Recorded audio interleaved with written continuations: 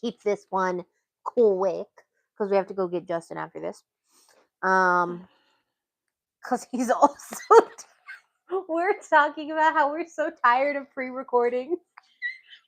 We're exhausted. So we're trying to do this before we have to go pick him up so he doesn't have to hear about it later. And then because he's also exhausted. He's like, I want to go into the living room and not be in my videos. Yeah, he's getting tired of showing his face.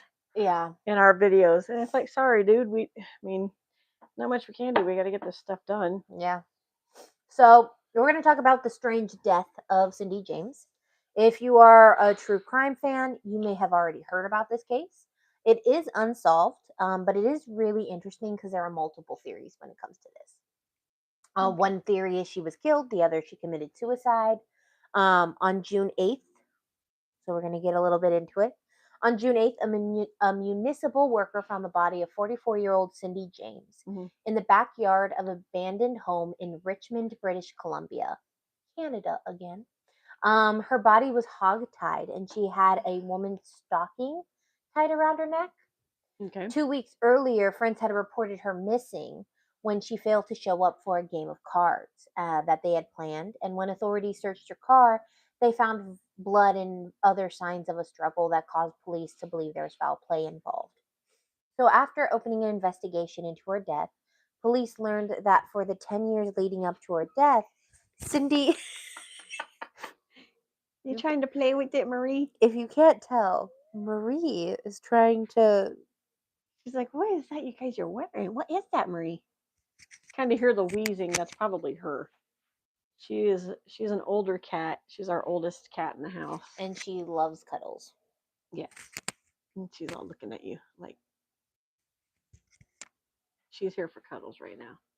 She's the cat that will let you do that. Not like that one behind me here. She likes cuddles, but on her terms. So as you guys are listening to this case, and if you catch little tidbit things, maybe you can give us your theories below in the comments. Yeah. What you think. Because it was ruled something by the police. So we will get to that. Okay. So, for 10 years leading up to her death, Cindy James had repeatedly been reporting to Richmond police she was a victim of harassment, stalking, and assault. She even gave the police threatening letters that had been sent to her and her answering machine that had messages as evidence. Local police could never verify the harassment, and they never also really tried to protect her. They put some time into the case, but not a whole lot of time. Sorry for the noise. If you can hear it, that's the washer. I've got to wash some clothes because I need breeches for work. Yeah. Sorry. So, at first, the death seemed inevitable and tragic as a conclusion to years of harassment. But when the police started investigating, they found evidence that contradicted everything, and it pointed to a weirder explanation. So we're going to get into who Cynthia Elizabeth Hack was. She was born on June 12th, 1944 in Oliver, British Columbia, and she was the second of 6 children born to Otto and Tilly Hack. Oh, cool name. So Otto grew up in a rural farming family, and his childhood was hard, and he didn't have a lot of opportunities growing up. And as a pioneering family, Otto's family suffered a lot of hardships, including the loss of several children. Oh. Not one of the Hack girls survived infancy. So Cindy's birth was exciting. It was the first Hack girl to be born since the beginning of the 1900s. Oh, wow. After leaving the army in 1945, Otto and Tilly moved to Richmond, where Otto attended school and Tilly ran a small corner store. And Tilly would say this period of time was hard, especially after the birth of 2 more kids at the end of the 40s. So after Otto graduated with a degree in 1948, he took a job teaching English in Vancouver, but 1 year later, a friend told him and convinced him to re-enlist in the military. Luckily, when he re-enlisted in the military, it was peaceful, so he didn't have to worry about fighting. Once he was enlisted, he took a teaching job at a military training center in Canada and Europe, and it turned out he loved his position. He turned it into a lifelong career, and he spent the next 25 years committed to it until he retired in 1975. So did he do teaching in the military or just teaching outside of it? He taught Okay, in the so he stayed in the military. military to get the teaching part of it. Yeah, Okay. he stayed there until 1975. Good for him. 25 years. Yeah. Way to go. It's a But long his time. time in the military meant that the Hack family had to travel from one place to another pretty frequently and with little notice. Yeah. In some cases, the kids would stay with mom or nanny while Otto lived somewhere else. Yeah. So it was not a completely stable environment. So the lack of parental supervision meant that Cindy had to take on more responsibility than she normally would have. Mm-hmm. She became protective of her brothers, and she would take the blame for them, and she would take their punishment so they didn't have to face it. Oh. At school, she was a good student, and she took pride in her grades, and she was stubborn and driven to succeed.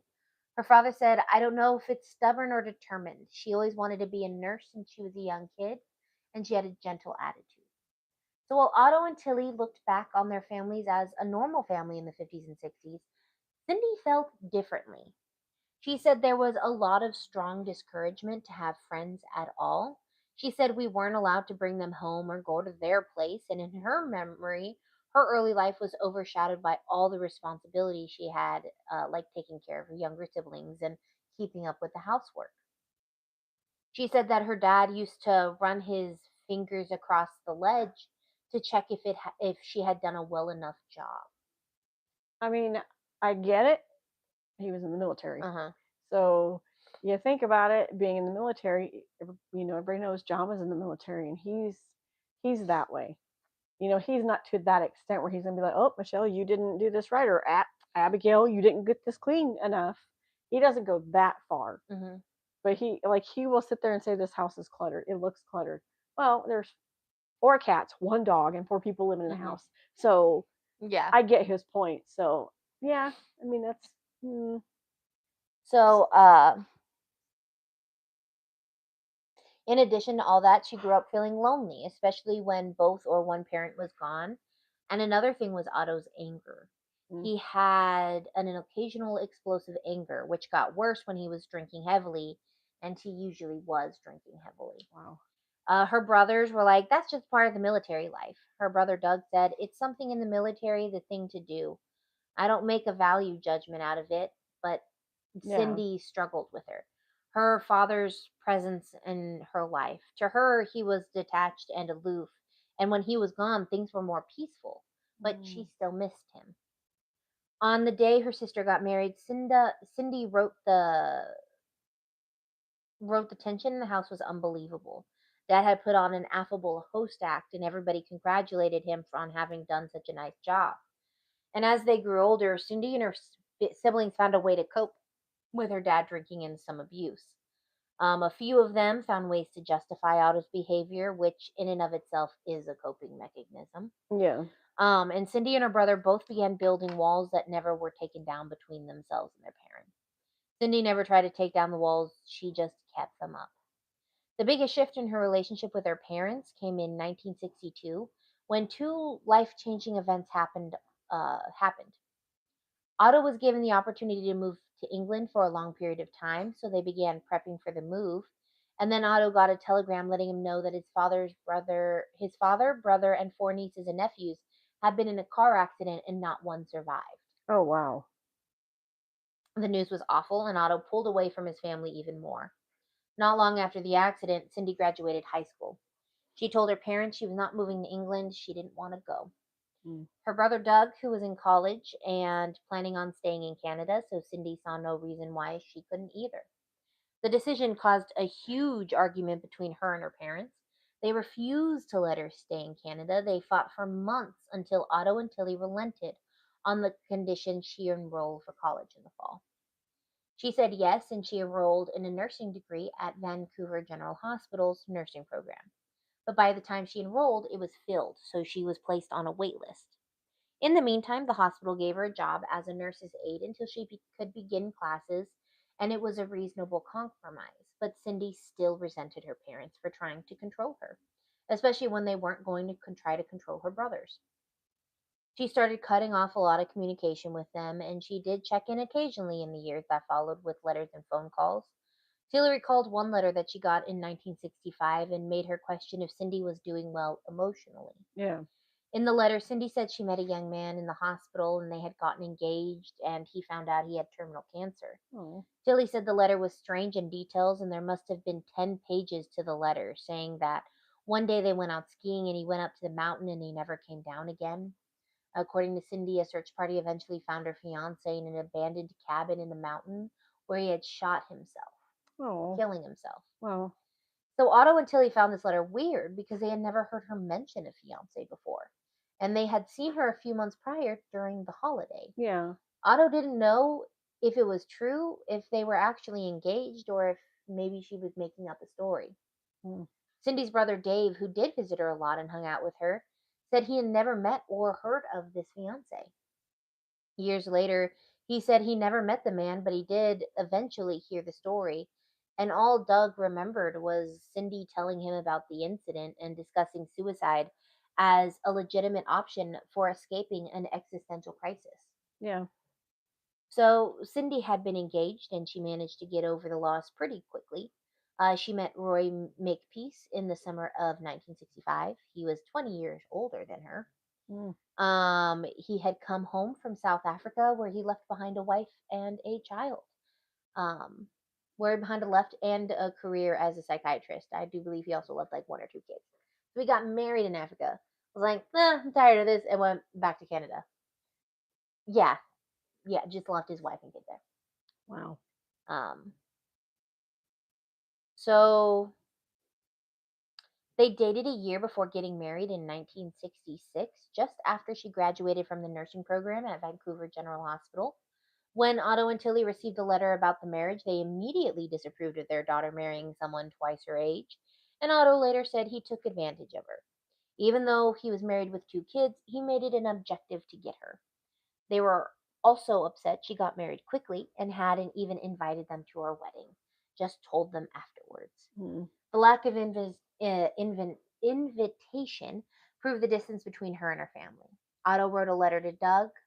Um, Never before in our 25 years have I seen your mother so disturbed and heartsick.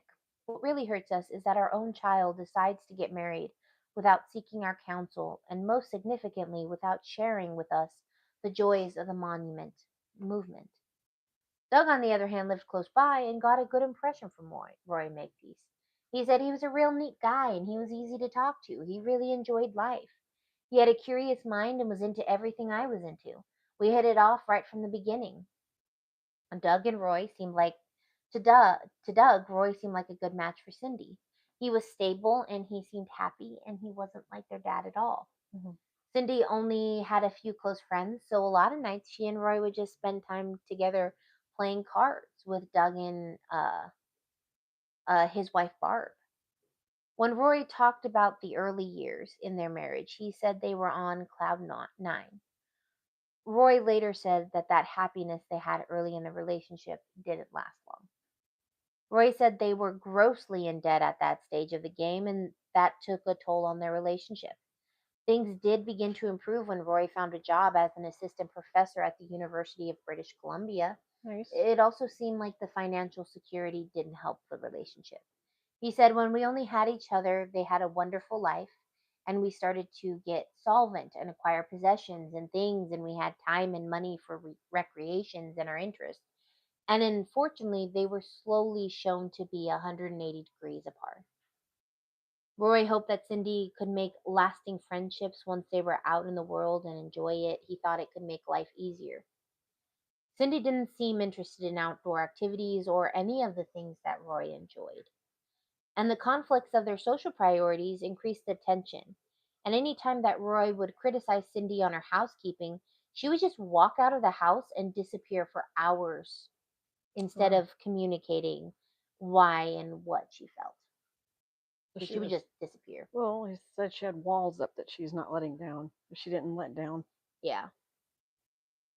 Before long, the tensions turned into arguments and they turned into yelling fights, and things were starting to look bleak. And Rory realized Cindy was triggered. He said in her head, I was being like Otto. I thought I was arguing with my other rational partner, with another adult, but actually I was arguing with a little girl that had been terrified, and I simply couldn't get her to listen to reason at all. Hmm. After almost 10 years of marriage, the tension spilled over after Cindy had been antagonizing Roy. He recalled he probably called her a stupid bitch and then told her to shut up and then hit her. Oh. From that point, their relationship was on a downward spiral. Throughout the 70s, Cindy wrote about her evolving feelings towards her husband and their relationship. One day she woke up with a pounding headache and felt very listless. And she wrote, I hate Roy for destroying that for me too. He destroyed everything important to me just like he said he would if I left. Cindy accused him of violent abuse and actually SA accusations that she would repeat to the police, among other claims amongst them, and amongst those claims were also murder. Mm. By 1980, any love between Cindy and Roy was gone. She wrote, for some reason, images of Roy's face contorted in anger that kept intruding my thoughts. But then she had come to see him as this domineering force that was even worse than her father. And that perception would twist and degrade. It should be said that despite what Cindy wrote in her diary about Roy and what she told the police and her family, it's hard to know if it's 100% true. Yeah. It is believed that some parts are exaggerated, if not most parts are exaggerated. According to Egan Milgrew, there is no doubt that Roy loved Cindy very much, but Roy carried emotional baggage that weighed him down and made a normal relationship difficult throughout his life. He was also an enthusiastic gun collector and was paranoid to the point of delusion, and he had an interest in fringe psychology that tended to make him an outsider. Hmm. He also had a lot of guilt and regret about leaving his ex wife and kids in South Africa. The feeling would get worse when the relationship with Cindy started to fail. Here, By the now you feel bad you left your wife and kid? yeah, by the summer of 1982, after a bad fight between Roy and Cindy, they decided to temporarily separate, with the hope and intention of repairing their relationship. And just a few months after being separated, Cindy became preoccupied because she was getting these obscene phone calls right around early October. Some of the calls were sexual in nature, so heads up. Yeah. She told the police that the caller sometimes just breathed into the phone. Sometimes he spoke of sex, and other times he spoke of mutilation. The caller, who was a man, always referred to her by her first name and spoke as if he knew Cindy. Hmm. And Cindy reported the calls to the Vancouver police on October 12th, but there wasn't much that could be done because it's just phone calls. So the phone calls persisted, and in one call she received, she reported the harassment. The caller said, so you think the police will keep you safe? You wait, I've got my zipper open. That's random. Yeah. But Cindy hung up the call on October 13th, a day after reporting the obscene call. She called the police again and she reported that she got more phone calls since the previous night and she believed there was a prowler outside of her house. According to Cindy, she woke up when her dog was barking and she heard the knob of the back door rattle. So by this time, two patrol cars were dispatched to the house and they searched, but they couldn't find anything. But Cindy was absolutely terrified. So that night, she packed a small bag and went to stay with a friend. There were several reported incidents in the days that followed. On October 15th, she reported that someone had thrown a rock through her kitchen window. On the 19th, officers were dispatched for a report that someone had broken into the house. The police went in, and the only evidence was a pillowcase of sentimental value that had been sliced with a knife or scissors.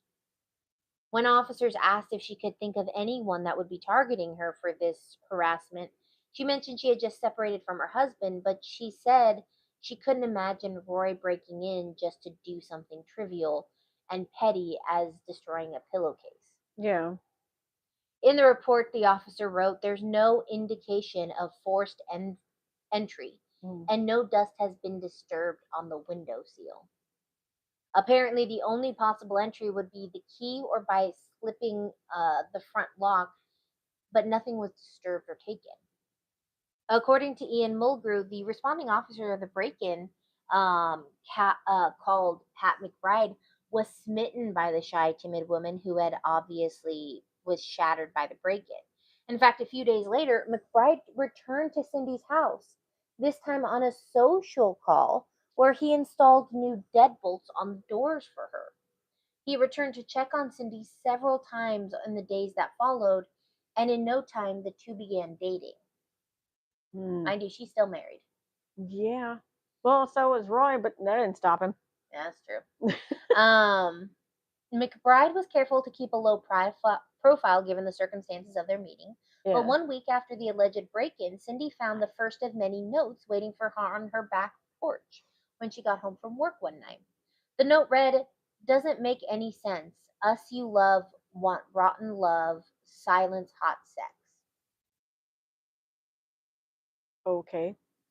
Forensic investigators checked the note and envelope for fingerprints, but there were none to be found.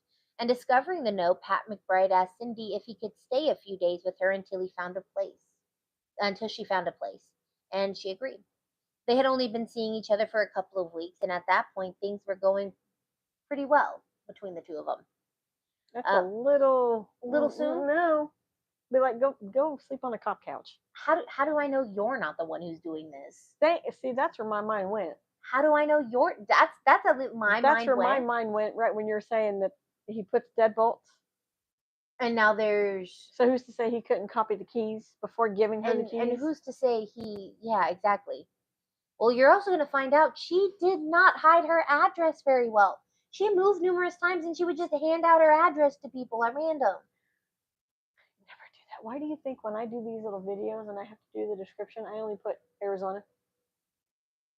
So,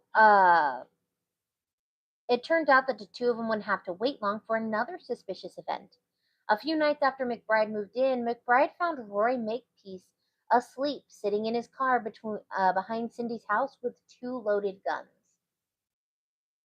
Okay. Cindy had told Roy about the harassment she was going through when he had come by hoping to catch whoever was harassing her. Yeah. So he was parked outside hoping to catch whoever was harassing her. Bothering, yeah. And this wasn't the first time he tried to catch whoever was doing this. He eventually would do it a lot. A couple weeks earlier, she woke up in the middle of the night to Roy knocking on her bedroom window armed with a rifle and a large hunting knife. According to him, he was on guard and planned to protect her should anyone be working outside the house. McBride told Roy to go home and not come around with guns anymore, and the incident made him believe that the notes were Roy's doing. So for the first few weeks, Cindy alone experienced the harassment, but eventually McBride became a witness. At various times in 1982 and 1983, neighbors recall seeing unfamiliar men in the neighborhood, and one neighbor saw a man enter Cindy's yard, but no one reported the men doing anything other than lurking. Now, McBride was at home when one of the no talk calls came in, and he thought it came from an airport because he heard the woman's voice on the PA in the background, and the caller never said a word. The calls and notes continued for a year while Cindy and McBride dated. Until then, it never dawned on him that dating someone, calling the police constantly, could potentially lead to a conflict of interest. That never dawned on him. Really? So eventually it became too hard to ignore where his personal life ended and professional life began. For example, Cindy would report a harassing call or a new obscene one, and he couldn't help but notice the lack of evidence or specificity. According to Ian Milgrew, whenever McBride would point out lack of evidence to support her claims, Cindy would act like a petulant little girl at the slightest insinuation he didn't believe her. So in December of 1982, a little over 2 months after meeting, Cindy asked Pat to move out, telling him the relationship was becoming more than she was ready to deal with. He was heartbroken, but he respected her decision and he moved into his own apartment. He did keep a key, though, to check the mail when she was out of town. Even though they weren't living together, they did keep dating, and at the same time, Cindy carried on a casual relationship with her husband, Roy. So the obscene calls and letters continued into the new year, and when, according to Cindy, the harassment turned to violence. In her statements to police, she said she was home the night of January 27th when there was a knock on the door. She thought it was Pat coming for a visit, so she opened the front door and was immediately grabbed by a man who dragged her into the garage, where there was a second man already waiting in her garage. He said she struggled with both men when her hand was slashed with the knife. Once they knocked her on the floor, one of the men wrapped a black stocking around Cindy's neck and began choking her until she passed out. She told police she couldn't really remember what happened because she was drifting in and out. She claimed that she remembered one of the men inserting what she thought was a knife in her private area and threatened to slice open her abdomen. She passed out again, Wow. and when she came to, they were gone. And she was alone on the garage floor. When the report was made, Cindy was asked to be seen by a physician to collect any evidence of SA. But the doctor found no evidence of assault or injury Huh. or any forcible penetration. All in her head? The escalation gave the case more priority within the Vancouver Police Department, and the assault case was handed to David Bauer Smith, a veteran detective, and he was immediately suspicious of her reports, including the assault, due to the fact they lacked evidence and nothing could be verified. So Bauer Smith trusted McBride, who vouched for Cindy, and Cindy was terrified of returning to the house, and she moved back home and she lived with Roy, where they shared a house together, and he moved into the basement. Sadly, the move to Roy's didn't help. Within a few weeks, the threatening notes began again, and Cindy reported this batch of notes to Bauer Smith, who was suspicious and unable to shake the feeling that something in Cindy's story didn't make sense. Yeah, it doesn't match up. He also couldn't get past the fact that she refused to believe that Roy could be the perpetrator because to him and everyone who she talked to thought he was the most likely suspect. He had the means, he knew her schedule, and his presence wouldn't be alarming to the neighbors because they know him. Not only that, why would he move down in the basement? What's the reasoning for moving Well, down no, to she the moved into his house and he moved into the basement That's what I'm saying. of his house It's like you guys share the house. Why is he going into the basement to stay? because she didn't want to be living like cohabitating with him. Oh, well, just give him a separate bedroom. The alternative was she was being stalked by a psychotic stranger, which in 1983 was unusual. It's unusual now. Most of the time, when you have a stalker, you know your stalker. Yeah. It's unusual to have somebody fixate on you who you don't know. Just look at celebrities. Yeah. So the detective asked her to take a polygraph test. Excuse me. The test did nothing to alleviate his suspicion. Hmm. Her test showed signs of deception, but instead of confronting her, he asked if she could submit another exam, and she did with the same result, that she was lying. So he is convinced he caught her in a lie. Yeah. So Detective Bauer Smith confronted her with the results, and she burst into tears.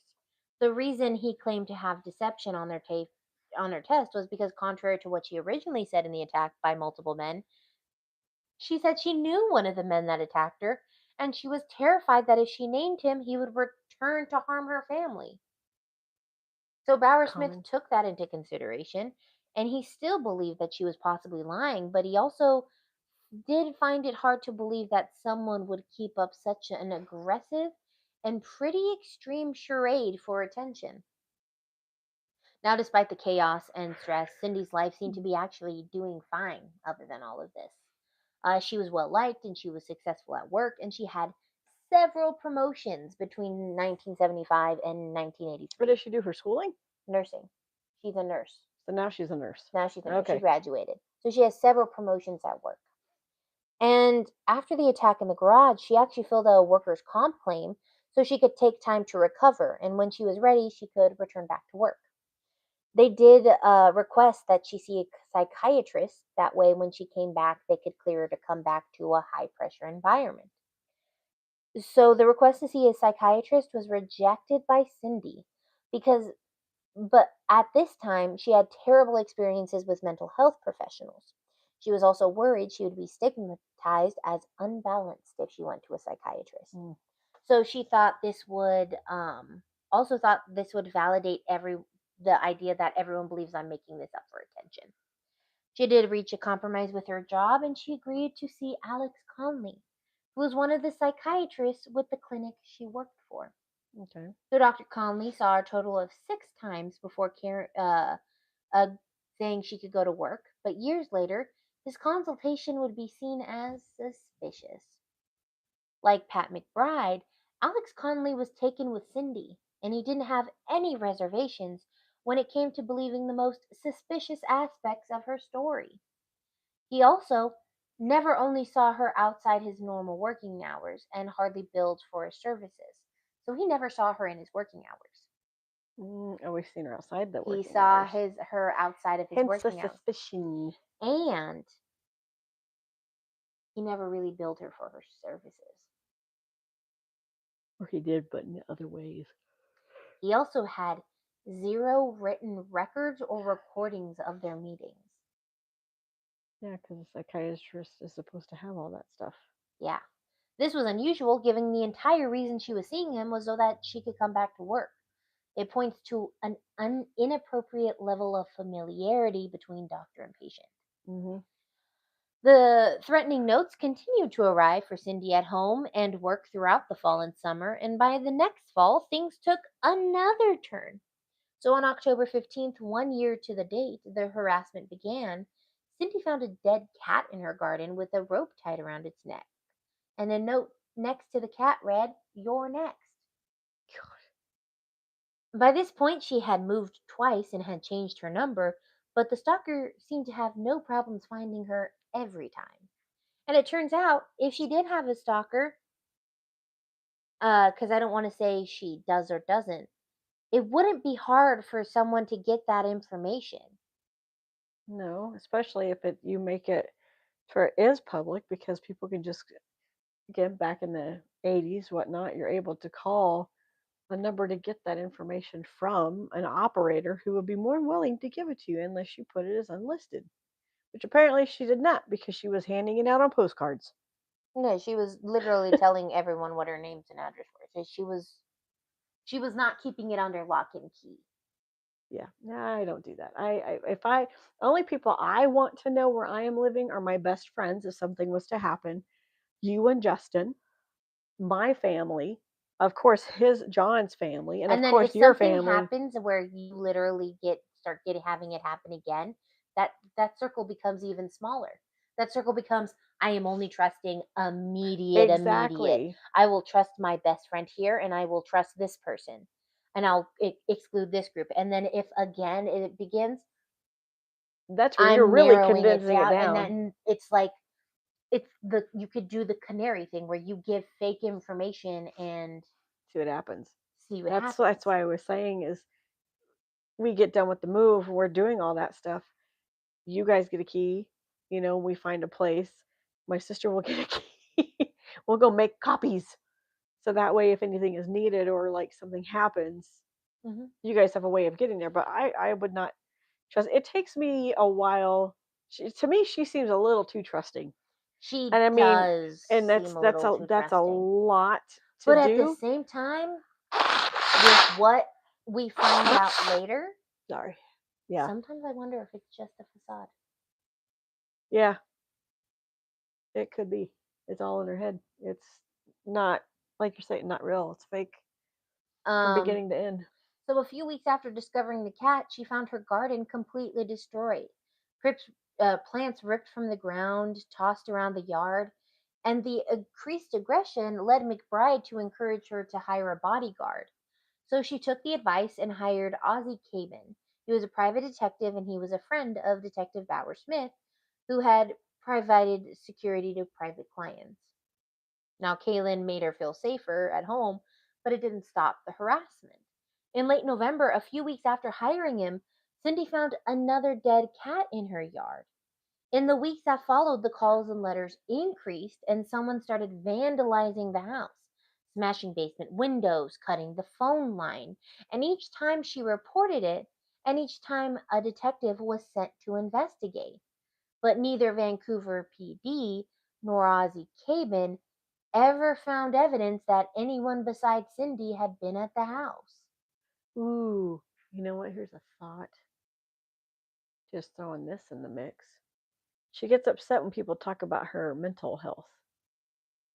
I Hmm. wonder if she's one of those people that blacks out and does this stuff DID, does dissociative identity disorder. yes, and doesn't remember doing any of it, like dead cat, But tearing up your but garden. even then, DID you do not often see. You see with DID, dissociative identity disorder, when they create an alter, the alter is almost always for a reason. There is never an alter. There are alters that are willing to take the pain, Yeah. but I've never heard of an alter hating themselves so much that they cause the pain. It's just a theory, just a thought. Maybe. Because I mean, yeah, she has her walls up because of the abuse that she would take for her brothers, Mm-hmm. and maybe she kind of Disassociated? thank you, disassociated herself from the pain that was being caused on her for her brothers. Maybe. And this is just my thought, okay, guys? This is just a thought. Maybe. It's possible. It, you never know. I mean, as many Criminal Minds shows that I've seen, Yeah. there are cases to where one guy's where it was, I think it's James Van. Well, so Like this his is thing was different to where he was like his father, yeah. and then he would be himself. So I see where you're saying on that part to where He was he would never. turn into his father, but it was never his father. It was the voice of his father, and then he would go back to being himself. Yeah, and But with the her, only reason I argue differently yeah, is because of this next thing. okay, Is that a few months later, on January 30th, 1984, Cindy was attacked in her home for a second time around 6 p.m. And she called Cabin, telling him she heard someone outside and she thought it was someone trying to break in. okay. He rushed to the house, and when he looked in the window, he found her laying on the kitchen floor, and it appeared there was a knife sticking out of her head. So he kicked the door in with such a force, it actually ripped the entire frame off the wall. Dude, Tybo much? And Cindy was laying on the floor unconscious, and he expected the attacker to still be in the house, but there was no one. Huh. But Cindy in the house was still.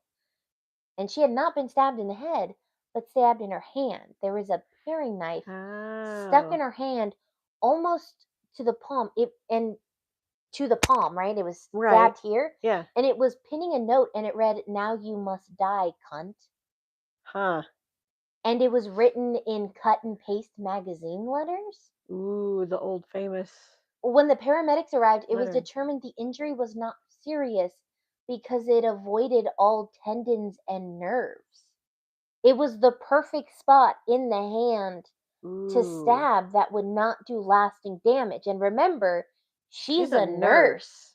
She Yeah. would know this. So that means That's somebody the that she's working with. or her. I think because the whole DID alters don't really learn. Like if you know something and you have an alter, your alter doesn't typically know the things you know. Right. Like there's been like people who I've seen that like their alter only comes through very rarely when they're very very stressed, and like they haven't been stressed in a long time because they managed to Cope with it. Bring it learn their down. coping Yeah. mechanisms, right? And then the alter comes through 5 years later when they're in a stressful situation, and the alter comes out and he's like, "It's been 5 years." Yeah. No Like I was idea. on vacation. No idea what's happening. Oh, wow. So that's the only reason I would say is because if she did have an alter, that means that alter had to take time to learn the nerves, but also know to call him to tell him someone was breaking into the house. Mm-hmm. True. I don't know. It's weird, right? It is because I don't know. I mean, the cop dude that did dead bolt locks, that was very nice of him to do dead bolt locks. But it has to be somebody close to her, like you said, that knows. I mean, she's not really staying in contact with her brothers. Yeah. Her Or her dad, dad or her mom. and so like, could it be any of them? Could it be a coworker that would also know The anatomy. the anatomy Could it really be the well? doctor that she was going to? He didn't write any notes for it because Yeah. it's weird. So at the hospital, doctors found a needle mark in her arm, which led them to believe she had been injected with an unknown substance. Okay. Now, like the other assaults, there was no evidence of a break in. Of course. There was no forcible entry. The dust on the window seals in the basement had not been changed. There was no smudging or So then who's fingerprints. to say that she never locked the doors and they could just walk right in? But if you're being stalked, you would want to make sure your doors are locked. Point. Yes, Yeah, exactly. exactly. It's like John doesn't actually. His house is like Fort Knox. I'm like, have you lived in our society? Exactly. Keep the doors locked. Those doors are locked. That door stays locked no matter what. That one over there don't. But that's the garage. I even actually thought today I was gonna take the house key. I'm like, I wonder if this works for that deadbolt. Well, no, not only that, I think it was when you were on vacation, Justin started locking that door. Well, didn't you guys come home one day and the garage door was open? It like got left open by accident or something? No. Yeah, I think so. That did happen. But no, it was we were going to sleep and he locked the garage door and I was like, okay. It. I don't blame Justin because I would do the same thing. Yeah. Because of the way that these garage doors are built, and there's nothing wrong with the garage doors and the way that they're built, but it's better to be safe than you're Yeah. going out to your garage and you're like, why is there a crack under my garage door? And then there's somebody in your garage. Yeah. I'd rather have an animal in my garage, but Yeah. just It saying. brings that question. What would you rather find when you walk? I asked you this question Yes. and I want to know your answers. What would you rather find in your attic? So it's already there and you don't know how long they've been there. Yeah. 1,000 roaches Right. or a person? Right. What would you rather find? You don't know how long the person's been there. You don't know how long the roaches have been there. Exactly. You know nothing. You just go up to your attic and you find either a person or 1,000 roaches. And what would you prefer to find? And I'll tell you what my answer was when we finish. Okay. So, there was also another weird thing about this. Uh-huh. On the kitchen floor Good where girl. Cindy was found, there were circular smears of blood, which police found highly unusual. It looked like someone had tried to clean the floor. Okay. I highly doubt if someone is trying to attack you, they're going to take the time to clean the floor. Well, I mean, you do have murderers that do clean up their crime scenes. But she wasn't dead. True. So Constable Or maybe Keo, they got cut by the. Oh, okay, there he is. maybe. Keo Ikoma said it appeared as if someone wiped it. He said in his 10 years of being an investigator, he had never come across a crime scene where an assailant attempted to clean up the blood. True.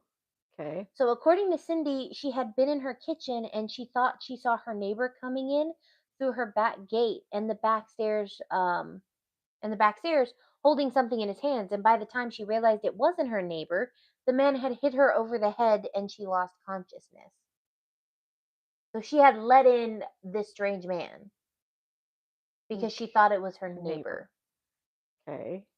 Um That's why it's where you have lights in your backyard. Police asked her to take another polygraph test, and at first it looked like she was telling the truth. The polygrapher, Sergeant Chad, received the results months later and determined it was actually inconclusive. Huh. So she went from lying to inconclusive now. Yeah. In addition to the polygraph test, Hood interviewed Cindy for 45 minutes, and during the interview, she told him there was periods of violence during her marriage to Roy Makepeace, Now she's going back to blaming him. and that her ex-husband had often talked about killing people with a crossbow, but she insisted he wasn't the attacker. Okay. The attack in the kitchen was followed by several more reports of harassment, and in July of not 1948, 1978, I do believe, Cindy claimed that while she was walking the dog, she was abducted and injected by two people asking for directions. After the report, Ozzy came and arranged for a hypnosis session, and during that session, Cindy claimed she saw her ex-husband chopping up the bodies of a man and a woman with an axe at a log cabin somewhere in the Gulf Islands where they had their vacation. She very delulu. she Other than she that, she didn't seems have anything else to elaborate. she seems very delusional. There is also no evidence that any of that happened. She Yeah. she just said it once and never mentioned it again. She has like a disorder or something. She's got a psychological disorder. A year later, in 1985, Cindy made another claim of abuse and violence against Roy, and police convinced her to wear a wiretap to try to get him to confess. The recording did not get anything good other than Roy being very concerned and frustrated partner on the tape. And he was heard saying, "I'm certainly prepared to listen to anything because I'm very, very, very curious about what the hell has been going on. But it affected me badly and it damn near cost me my job." Cindy tried to elicit some kind of incriminating information. She said, "I couldn't understand what he had been doing to her." His response was straight up bewilderment. He said incredulously, "What I've been doing to you for the last couple of years?" And then he laid out all the ways he had been there during all of Cindy's ongoing harassment claims that had affected his life. The call produced zero confessions or any indication of Roy Makepeace's involvement. Just a month later, Cindy called the police and reported someone had broken into her basement and set the bathroom on fire. Whenever Detective Gary Foster searched the outside of the house, he determined that um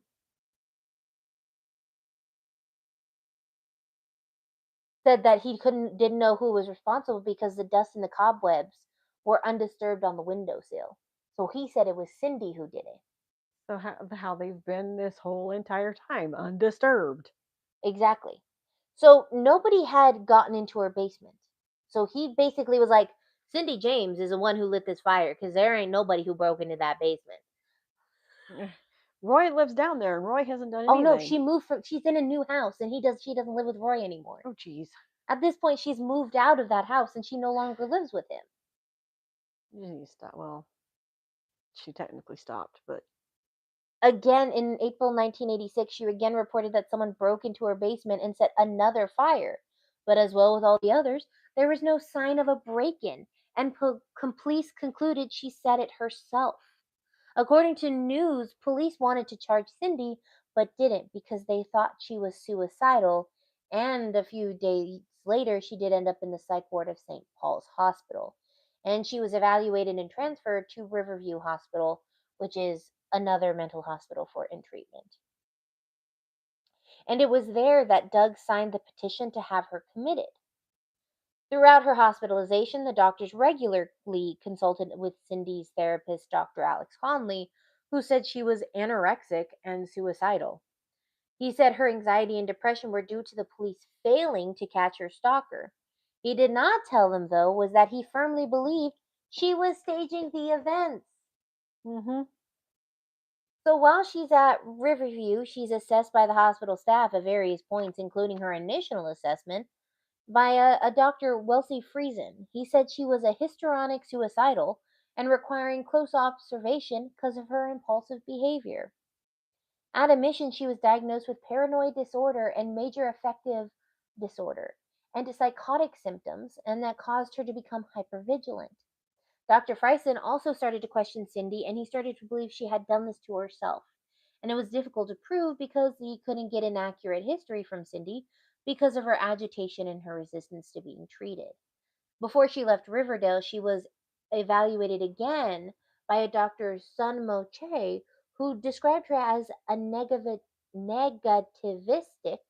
and conforming with unpredictable moods, pessimism, souliness, uh, facilitating with social agreement and friendliness. Basically, this means that Cindy responded to a given individual depending on whether she saw them as a friend or an adversary. Mm.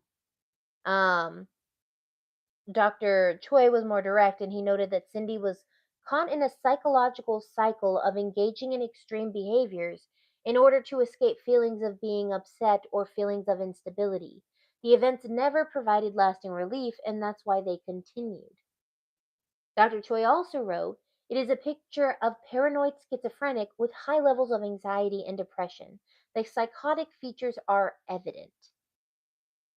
Wow. Basically, they're like, she is A, histrionic, which, if you don't know, histrionic means she's Lost emotional. it. She's emotional to the point that she is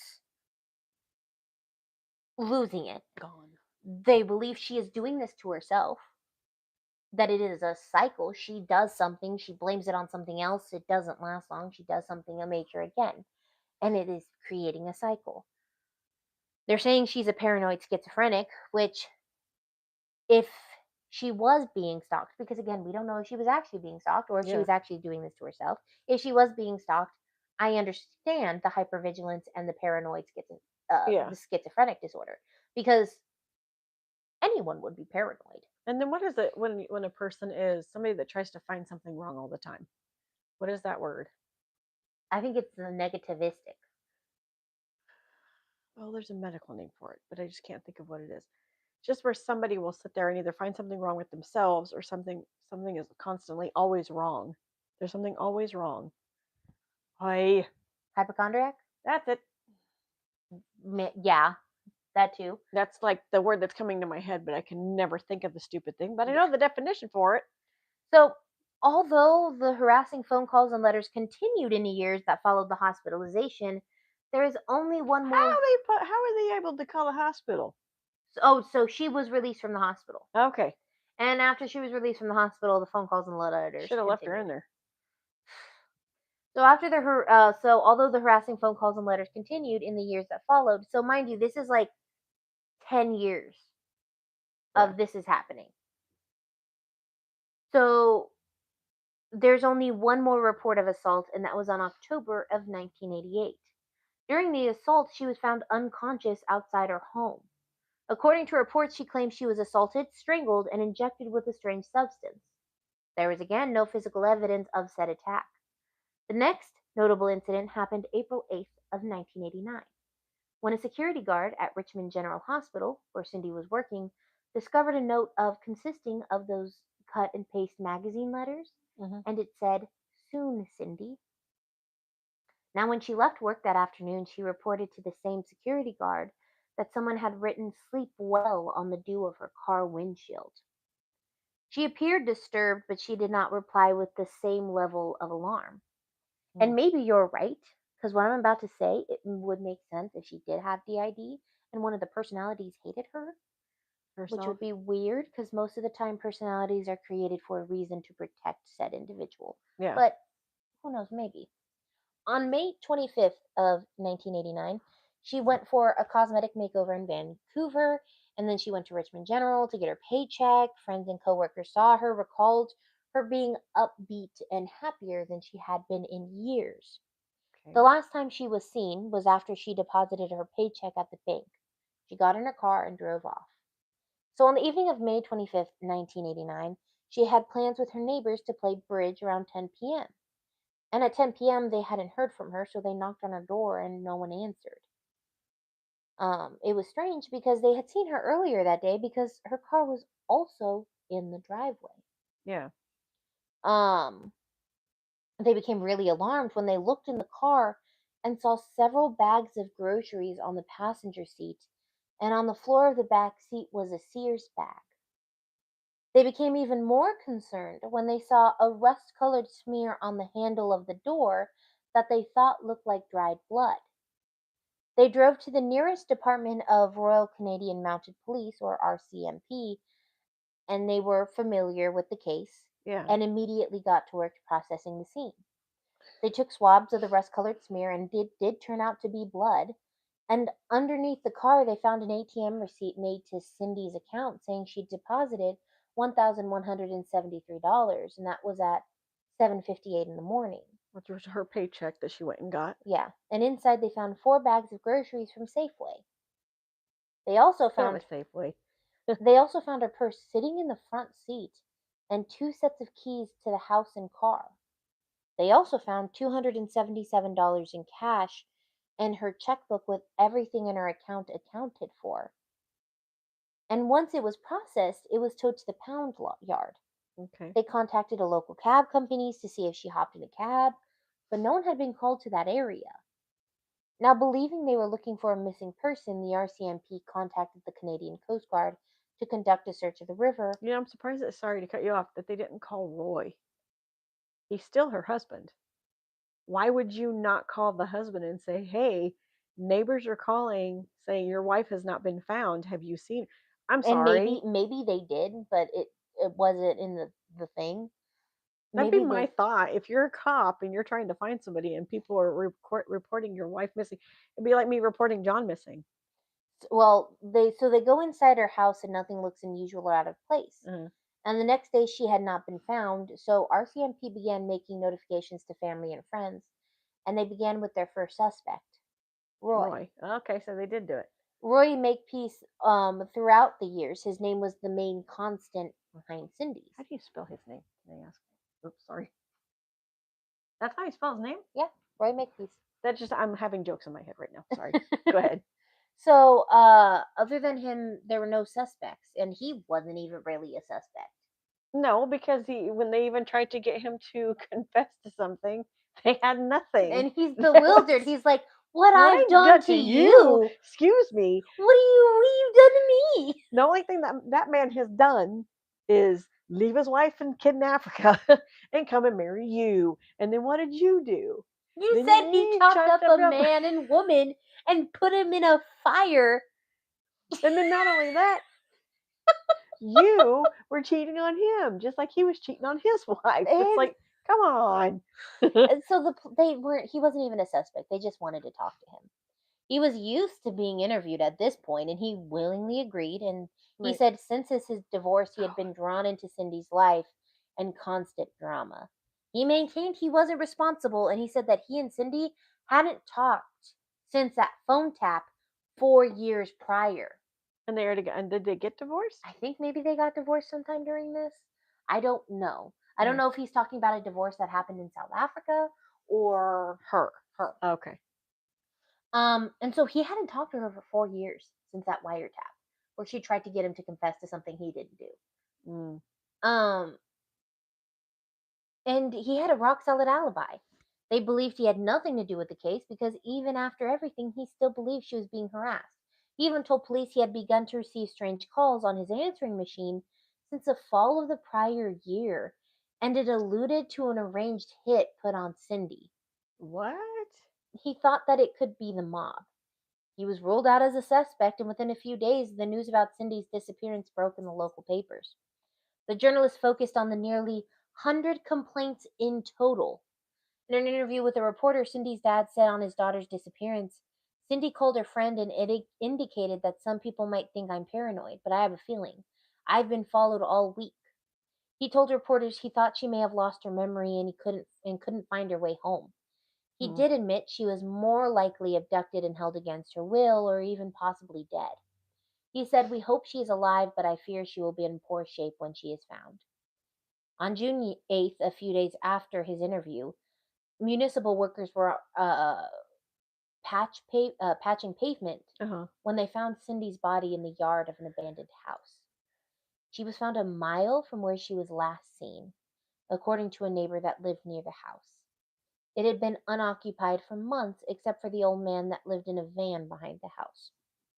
The neighbor said, "God knows what else is there," kind of indicating he was popular with kids and vagrants and things like that. Yeah. Her body was found in the bushes along the edge of the property. She was fully clothed, but her hands and feet were tied behind her back with black nylon stockings, but they were half tied.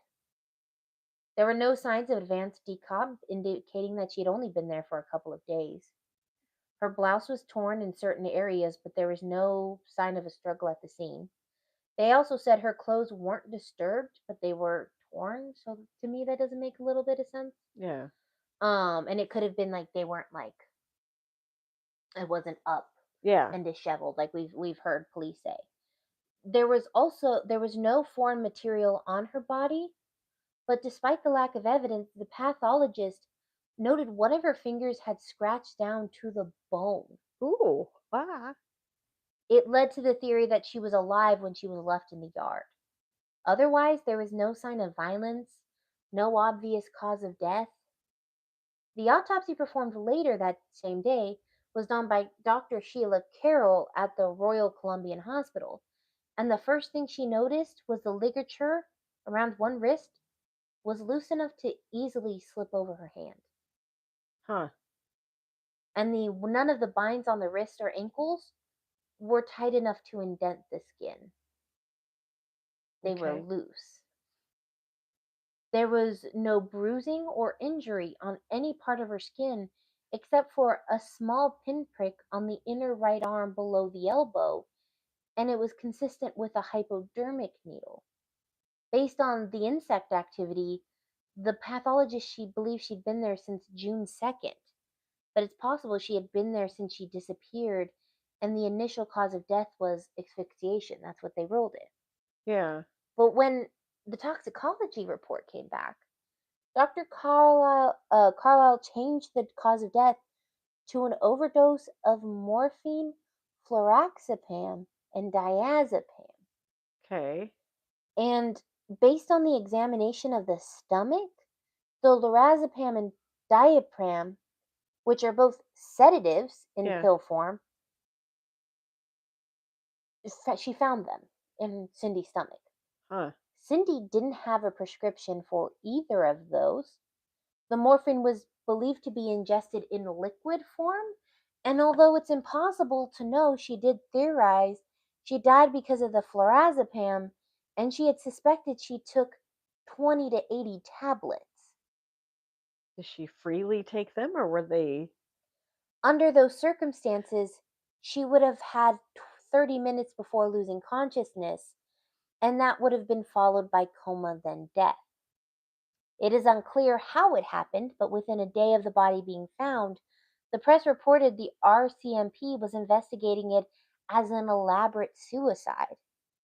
In the absence of an official story from the RCMP, the press took charge and they shifted the attention to the failure of the police to protect Cindy, despite the years and years of complaints. One friend said the cops never believed her. In an op ed for the Province Vancouver, reporter Patricia Graham wrote, I feel disgust and anger and sadness and regret we let Cindy down so badly. Mm-hmm. Cindy James tried everything possible to protect herself. He went to Vancouver and Richmond RCMP repeatedly. She did her best. She lived in terror for 8 years. Worse, she had to live through her personal hell, knowing she was doubted and she was suspected of inflicting this on herself, that her terror was not recognized or valid. While the press was writing on this, the RCMP was learning about the weeks up to her death. The medical examiner strongly indicated she did it to herself. Dr. Friesen also said Cindy had spoken frequently of suicide in recent sessions, and he claimed she was hoarding huge amounts of medication he had prescribed months before her death. 2 months before she died, she had stopped taking her meds. She apparently stopped taking them because she couldn't afford them and the mortgage payment. Well, you can't. So, and then they sat there and said, "Well, she didn't have a prescription." Apparently, she did, and you didn't dig far enough in. Yeah. Well, she didn't have a prescription at the time. She could have had a prescription 3 months ago, Yeah. but that wouldn't appear in the format. Huh. So when her family and friends went to Cindy's house, Yeah. um, before the police did a full search of the house, Yeah. the police got there and they found that they had flushed all of her meds down the toilet. Oh wow. Nobody knows why they did that. That's ridiculous. Why would you flush evidence down the toilet? What is the reasoning for doing so?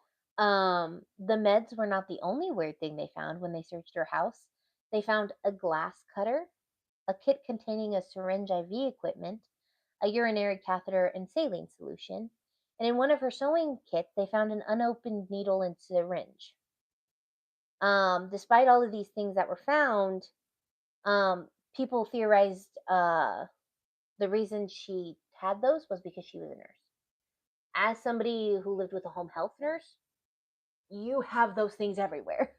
Yeah, you don't just We have had them in like your a home. closet that she would go and get her supplies from in our house. So maybe she just would keep those things because like she would put them in her pocket, come home and be like, "Oh no, I forgot. I Took forgot them the home. syringe, I forgot the catheter."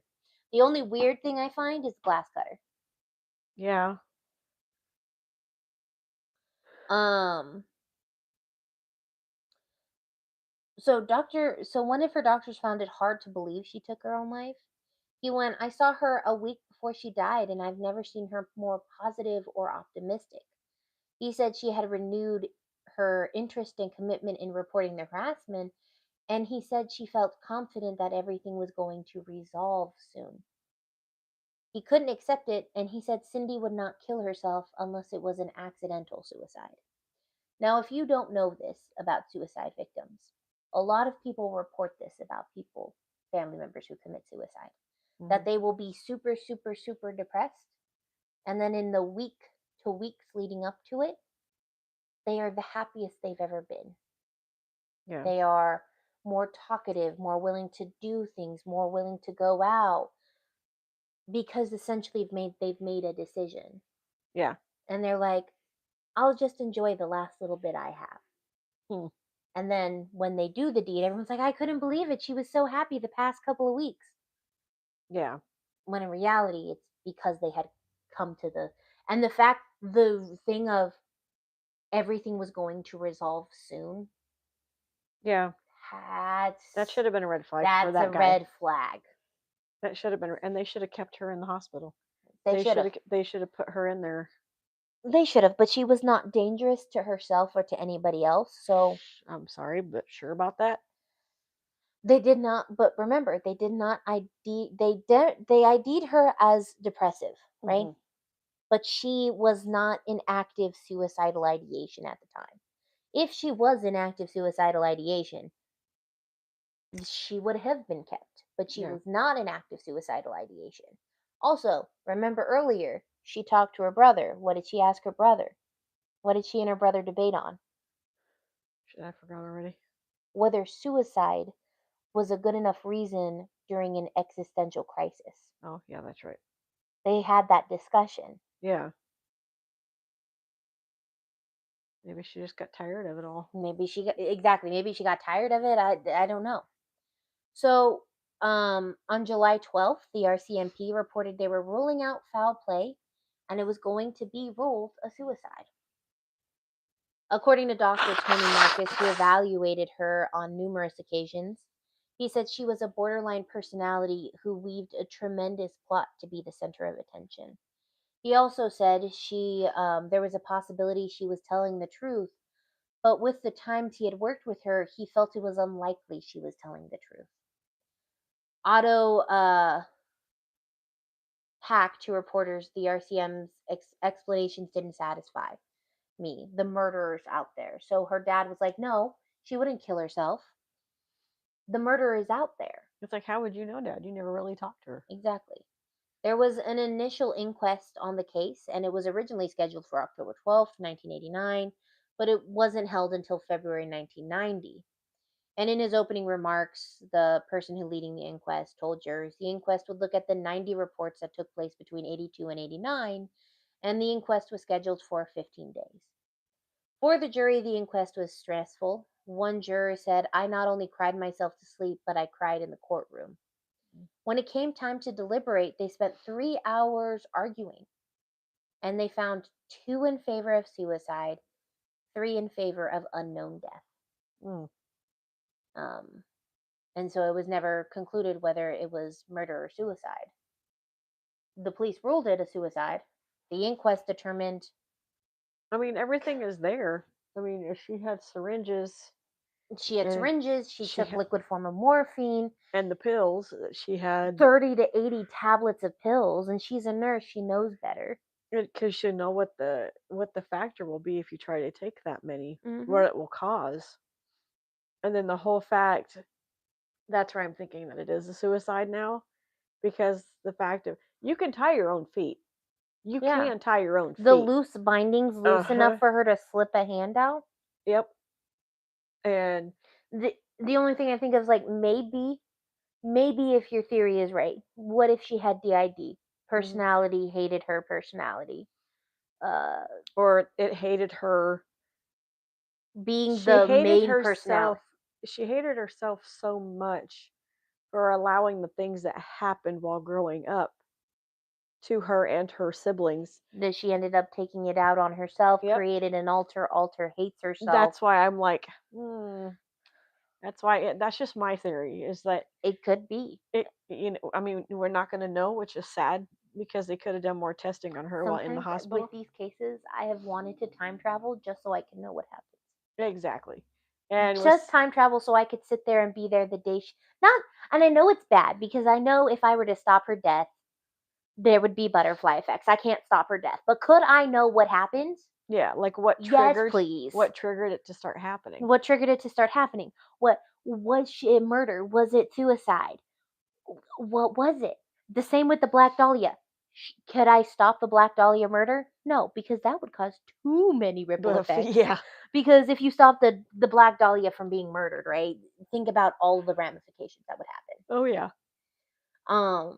But I would like to know who did it. Just let me time travel. Let me just time travel, hide in the bushes, see who dumped the body. Went, okay, cool, got that person in my brain, and then Yeah. write a book about it. I don't know. Like I said, it's just a theory. I think that she had the multiple, and not a multiple personality, but she had a DID as personality. it's called now. The multiple personality, people were using it as Yeah. a derogatory term, so they started referring to DID, dissociative identity disorder. And dissociative identity disorder, I do believe, has a hierarchy. So Yeah. you can have a dissociative identity, which is kind of like dissociative disorder, which is sometimes you just disassociate. You're there, but you're not really there, Yeah. which is also a trauma response, by the way. So sometimes when you like get overwhelmed, if you just start staring off into space, like you under me and Mercedes were talking about it, how sometimes we'll just be there and Carla will be talking to us and we just zone out. Like our eyes will like physically zone out. We hear everything that's happening. I've had that happen. We communicate with every like But you're not looking at them, you're looking right past you're them. looking right past them, but like let's say I start zoning off and then she's like, oh, did you hear about like how so and so and so and so got promoted at work? And I'll be like, yeah, I know how they got promoted at work, blah blah blah blah blah, and I'll be able to maintain a whole conversation while my brain is just completely empty. Yeah. Yeah. I seriously, I've done that. Yeah. One of the guys that took over for the Houghton store as a store manager, I was standing right in front of him. No joke. Looks like I'm looking at him, but I'm looking like it could look like I'm looking at you right now Hmm. because I'm looking straight at you right now. You can Yeah. see me looking at you, but I could sit there and do this. I look like I'm looking at you, but I can see you. I'm not looking at you. I'm looking at the pillow sitting next to you. He was talking to me. I was not there. I did not hear him say anything. I did not hear him ask me anything. And all of a sudden, I just see this. You good? Like, are you okay? I was like, yeah, I'm okay. Sorry. I go, So that's sometimes I zone out. But for her, so that's dissociative disorder. They kind of you disassociate a lot. Dissociative identity disorder is you kind of do that blinking, except you have gone through a trauma or something has happened in your life where you create alters to do things. So like a lot of the times when it comes to physical abuse, yeah, an alter is created that is typically known as the protector alter, which then comes forward and when there is instances where physical violence is about to occur, you will often see that alter come forward and take over and act as a protector, will take the abuse or will fight back. and see, with her, that's the reason why I said what I said, that's my theory, is what did she do? So her brothers didn't get the abuse. She And stepped she in and stepped she in. took that abuse. And I'm not a smarty pants, but that's why I was just associating that with her Mm-hmm. for the simple fact of, okay, hold on a second. She took the abuse for her brothers, so they didn't have to endure it. Mm-hmm. She's like swapped places with them. So maybe with DID, Mm-hmm. that's why I said that. It's like, oh, wait. Maybe she has this. Besides the schizophrenia, the depression, and everything And else that just because compiled, someone has DID does not mean that they cannot be a paranoid schizophrenic, that they cannot. it all plays a part. If you Yeah, really it think is. about it, It it's is. like insane how the human brain works and how the human brain processes and functions. Yeah, like I could sit there, no joke.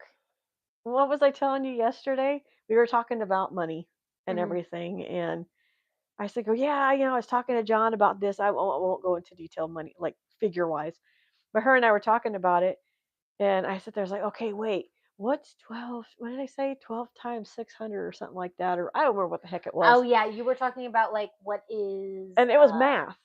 500 times 12. I think I that was a can number. I can multiply, I can add, and I can subtract. But if you ask me to divide without having to calculate, I can't do that unless it's small numbers. But I sit there and I can think of it. I actually have my moments where big words will come to me and I can say them and I'm like, that was a mouthful. Because my brain's all like overload, overload, overload, because it was a lot. So even sitting here listening, I'm trying to do something different when we're doing these podcasts because I'm trying to give you my undivided attention. And we know my attention is not the greatest Mm-hmm. when it comes to these. I'm always, I figured the beginning of this case you would kind of be losing interest, but then once we got to the stalking part, you would be like, "Oh, what?" yeah, and it's like I'm trying to do it different to where again I was sprawled Mm-hmm. out. I like being comfortable. Mm-hmm. Just sitting like this the whole time is not that comfortable. So I'll sprawl myself out that way. But and I've also picked up on little things, which over the years I've been doing that as well. When it comes to TV shows or when it comes to your cases, I'm like, whoa, whoa, hold on a minute. You Yeah, just said this a minute ago. but Okay, hold. How does that play into effect? So I'm trying to get myself to, because I have ADHD. I have ADHD. All that fun jazz. And with my ADHD, I can go on a tangent. I can go left. I can go left. I can go right. I can go in a complete circle, and then I will eventually come back to the topic. If you have yeah. not noticed in our videos, I try to come back to the topic. But I'm trying to hone in on focusing on these podcasts and doing better at paying attention. Because you'll tell me things, and I know you do. Mm-hmm. And I guess for my brain, if it's not important for me to remember, Mm-hmm. it's not going to remember it. And that's kind of why, like, especially because I've typed up the cases so far in advance. There's a couple I know she's going to remember. Like, I gave her a heads up about Jack the Ripper, and I told her about some of the details of the crimes Mhm. because I had just finished typing, and I was like, "Hey, here's some details for the crime. You're gonna want a heads up for this because And this then is." when you go to read it, I'll be like, "Oh, hey, yeah, you told me about that." Yeah, I but I have. also I showed her a photo Uh huh. because there is the last Jack the You Ripper. know what one she tried to show me? Black and white. I'm like, well, what's that color one? I'm Yeah, like, I was just like, bring it. Michelle, no. Like, just bring it. There are other angles too that they took Yeah. of her, and oof, I like the angle that we've seen. I don't need to see the rest. It's all yeah, right. yeah, I'm okay with the far away, but I'm trying to just get to doing better at focusing because we want this channel to keep going, to take off. It's never going to go anywhere, to be honest. yeah.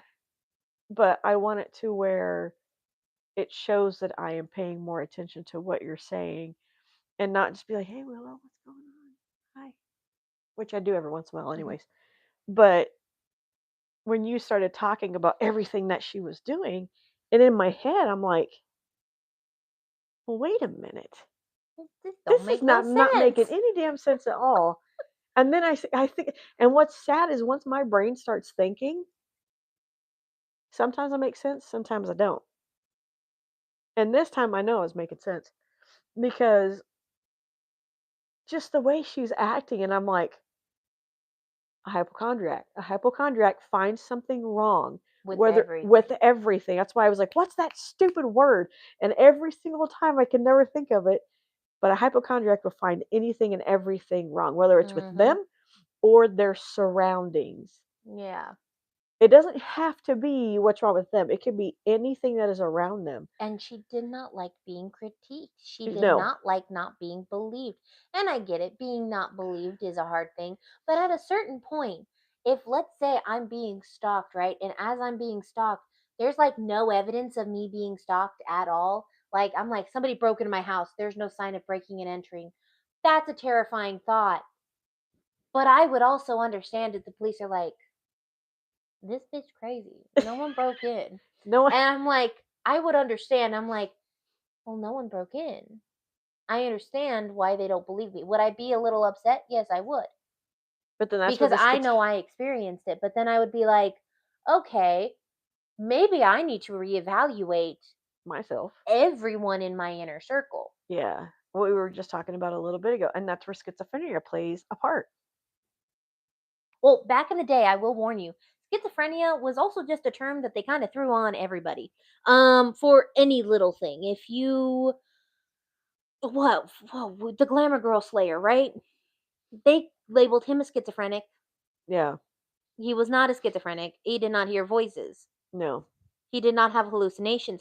When schizophrenia was first created, there was a term called unknown schizophrenia, which basically, if they didn't know what you suffered with, they just threw you in the term of unknown schizophrenia. I mean, makes sense. You got to cover something up, don't you? Because they would give you antipsychotic meds, and at the time, any antipsychotic meds were Just the eat, good stuff. just eat shrooms. You'll be fine.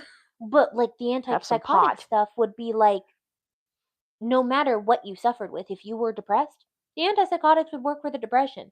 If you were schizophrenic, the antipsychotics work for your schizophrenia.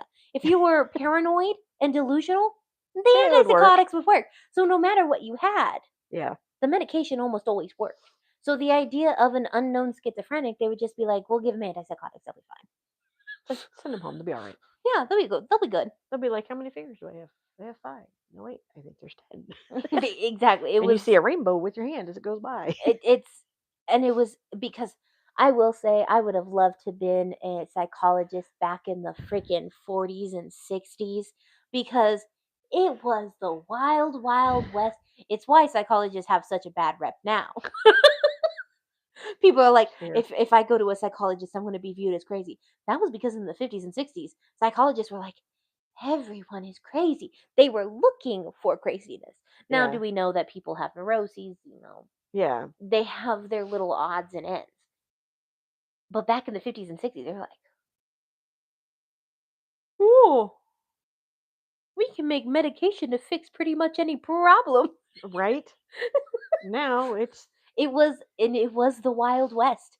In how many cases was a person diagnosed with schizophrenia that were sitting there and were like, it doesn't sound like it. what was it? The Thanksgiving Day murder where he killed the kid in Oklahoma, Uh-huh. the rich guy.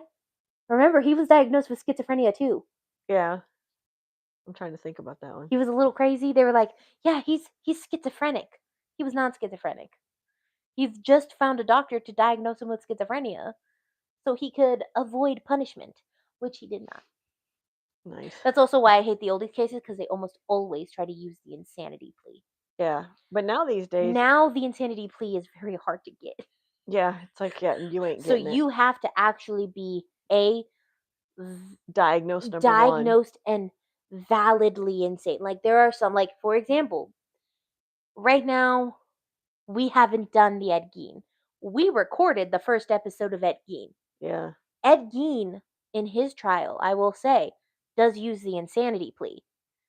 That is one of the cases I'm like, I get you. Valid. Use that. Valid.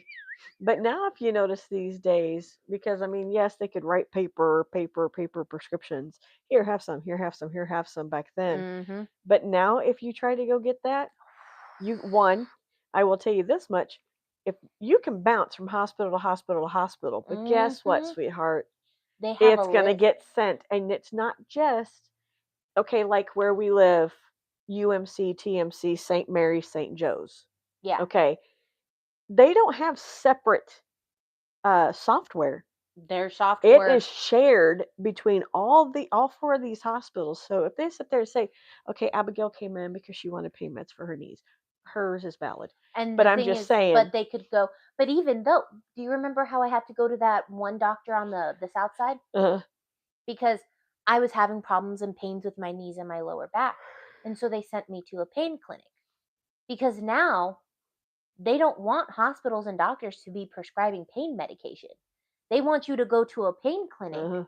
So the pain clinic can then find other forms of medication and they can specifically monitor pinpoint. you Yeah. and keep an eye on any medication that is being used to make Yep. sure and stop a medication abuse. Exactly. Because now, if you try to go to a hospital, you And you get try, flagged.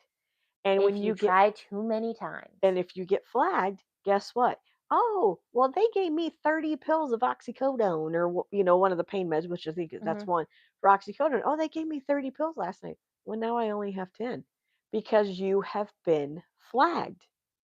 You get flagged not just in one system, you get flagged in And they may all use systems. different systems, Oh, I but forgot there about is Northwest. they use they basically it's like a list they compile of, hey, heads up, this hospital is flagging this person as, they do it with abuse cases too, that if they suspect someone is being abused, they kind of flag it in the system as, hey, this person's been to this hospital 4 times, this kid has had multiple broken arms and fractures in the past Yeah, 2 years, red flag, and kind yeah, of when, so if he's admitted to another hospital, they could be like, we see the red flag from another hospital, yeah, we need to do our part to see if we can. yeah. So that's why now, I mean, back then, great. It was like candy Oh yeah, for what, they everybody. had cocaine But in Coca-Cola, but now methamphetamines was in random things. but now you can't get what you want unless No, you are severely diagnosed with something. and even then, And there has to sometimes be a it's purpose. difficult. Yep. And then you may really, really need it. Like I know that they give morphine to passing patients to Yes, make them more and comfortable. only, And that is understandable because yes, then it's controlled, number one. exactly, It is very much controlled. Hence and why it's highly addictive. we have things now called hospice Hmm. that you go there, stuff happens. I don't like going to visit people. I'm sorry. If you are ever in the hospital, I will not come visit you. Hospitals make me uncomfortable. I like hospitals because they're there to help you and they do their job. I don't really care for hospitals.